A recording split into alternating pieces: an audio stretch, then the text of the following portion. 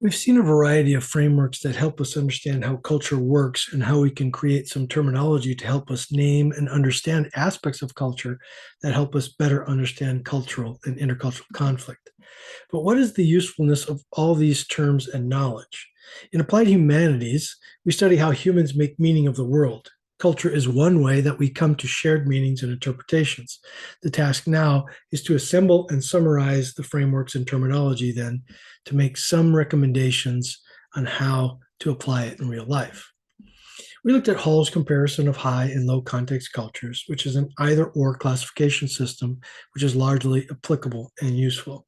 Then we looked at Schwartz placing his taxonomy on a continuum as well, although that's not the main feature of his oval approach.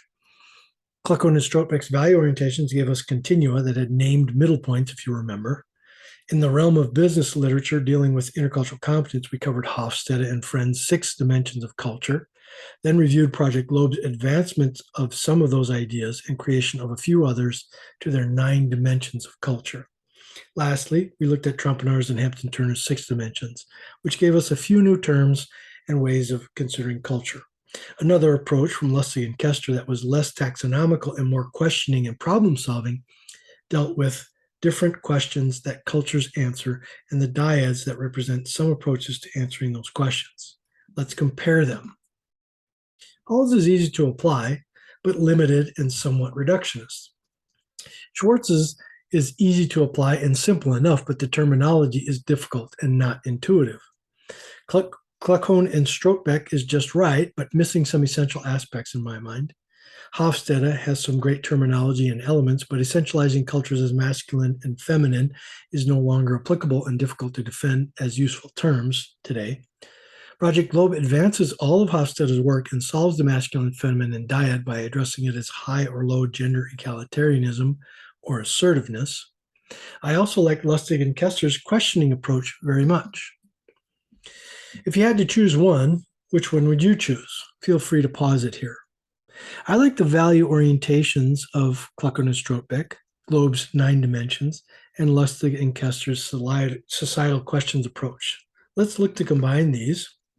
We've already seen this chart, which places these frameworks side by side with the summary column on the right, adopting the best terms to carry forward. Now, let's combine all of that with Lustig and Koester, and here it is. This is the summary, which my students over the years have found most useful to carry forward into their cross-cultural and intercultural experiences in studying or sojourning abroad for longer periods of time. Maybe you will too. So how do we use these in real situations? We've covered ODIEH, observe, describe, interpret, explain, hypothesize, which is the ethnographic approach to studying people and culture in context. We have established these 9 categories of value expectations. Each culture will tend to one side or the other. If the culture does not fit into the category, then throw out the category in dealing with that culture or name a middle term. The different levels at which we encounter these are in ourselves, our own preferred way of being, in our interactions with culturally similar in-group others. Do we differ on any of these continua? If so, there is a potential for conflict and for avoiding conflict because we now can name the differences. Then, of course, there are the cross-cultural and intercultural levels where we could find this conflict as well. The more we understand these terms and can use them readily as we traipse through our lives, the better off we are in achieving, advancing, or waging peace wherever we go. ODIEH begins with yourself and your immediate interactions and expands from there. But if you go deeper into your relationships and apply these terms and frameworks to your own reactions to new information, you'll address the psychological or internal conflicts that you may be experiencing and understand some of your triggers better. This has been very true for me, at least.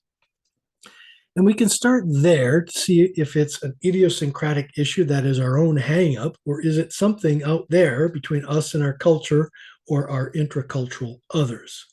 Interpersonal reflection and critical reflection on culture using these terms and questions can help us tease understanding out of the very complex social interactions we are surrounded with every day. To identify if something is our issue, an interpersonal issue between me and the other person there, or an intracultural issue between me and this group of people who believes these other things in my own culture, but perhaps not of my own group or identity circle. Or finally, whether this is an intercultural issue between me as a representative of my own culture and those other folks from a different culture. And this generates a set of questions that we can ask ourselves whether we encounter whenever we encounter a conflict in our life, which is rife with daily conflict, isn't it?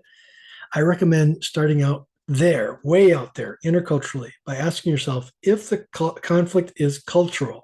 If yes, then you'd have to ask yourself where the clash is, at which level, what is going on at each level in terms of the conflict. Remember, a conflict can be any level of discomfort or sensing of misunderstanding.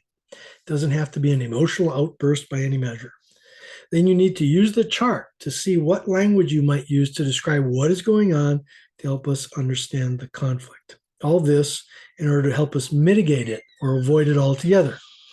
I will post presentations along these lines which take a video that is conflict or the potential for conflict and analyze it by applying our language and terminology to those situations using this chart. In the meantime, make sure that you understand what this chart is and how you might use it.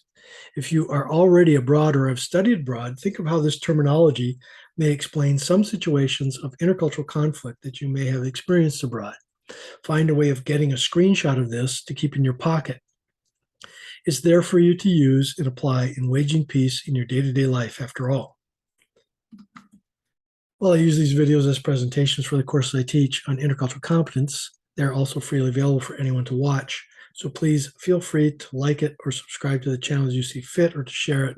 Your feedback is valuable to me to make sure things are clear. And may you find the peace that you are looking for.